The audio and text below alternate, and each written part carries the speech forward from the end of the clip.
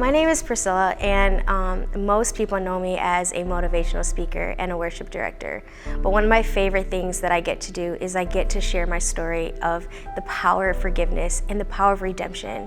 I say the power of forgiveness because I had to walk the story and the definition of forgiveness out through my personal story. You know, I grew up in a family where sexual abuse and incest was really, really high and very, very hidden. And so it definitely took a toll on me personally and in my family. And by the time I was 12 years old, I had already been molested by 2 family members. And then when I turned 12, I ended up being raped by my father, who was a pastor. And so it was very, very confusing for me to understand who God was and what Christianity really meant while all of these things were going on behind closed doors. And it wasn't until I was in a youth camp, my 8th grade year, where I heard a sermon on forgiveness and how powerful it was. And I decided right then and there that I wanted to forgive my father and my mother because there were things that she did out of fear and out of insecurity where she wasn't able to give her kids what they needed at the time. And so I made the decision to forgive both my parents across the board because I wanted to set myself free. And I know that forgiveness is available for every person. You know, not every situation turns out like mine did. I did make the decision to forgive my parents. I'm able to have, not necessarily a normal father-daughter relationship the way God intended, but I'm able to be in the same room with him and I'm not affected by it. Statutes of limitation had been lifted in my situation. You know, I stand in the gap for many, many girls as an advocate right here in Ingham County. You know, it's something I do as a volunteer. I don't get paid for it, but I come alongside girls who've been sexually abused who are now in my situation that I was in years ago. And I wasn't able to stand up and protect my family in the way that I should have. I lied to the judge to protect my family because I was scared. I didn't know what my life would look like. You know, there was already so much change in my family. And I don't know, I made the decision that I didn't want to live my life based on what I was seeing around me. I mean, most of my family, they're drug addicts, they're alcoholics, they have a huge lack of education, and I just knew what I didn't want for my life. And so I knew that the way that in order for positive change to take place was to get a good education.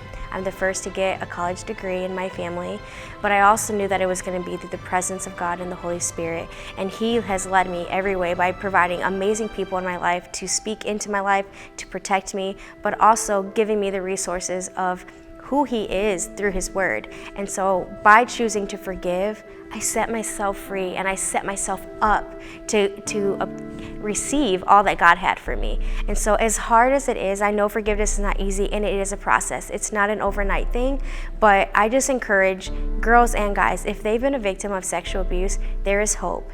And I believe that hope is a person and His name is Jesus. It doesn't matter what the situation is.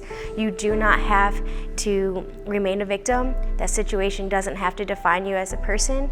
And there is so much more that God intended for your life than that situation or thing that happened to you. You are more than that thing. If you've been hurt by sexual abuse, I definitely encourage them to find somebody that they can trust, find an advocate. We have plenty of advocates here. They can even reach me personally and privately through, they can reach me through my website, which is priscillabordayo.com.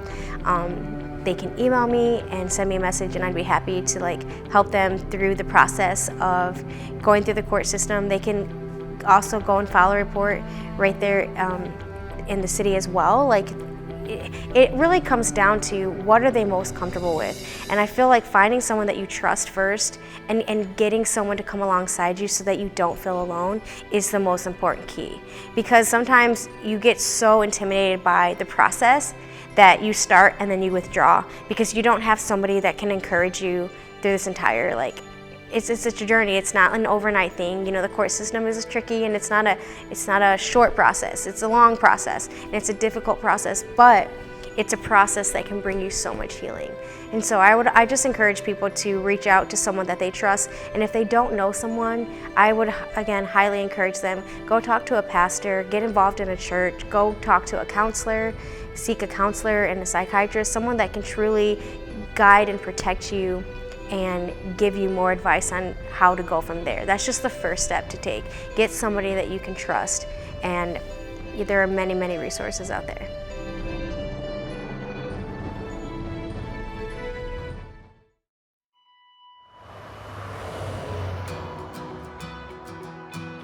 I've never seen someone out on the street like that, handing out Bibles. Do you think we need prayer? No. What a freak show.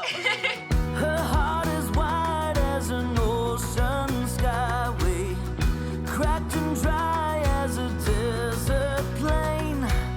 She'll take in anything to quench this thirsting, even if it's gonna bring her pain, even if it's gonna bring her. What makes you think you're so much better than me?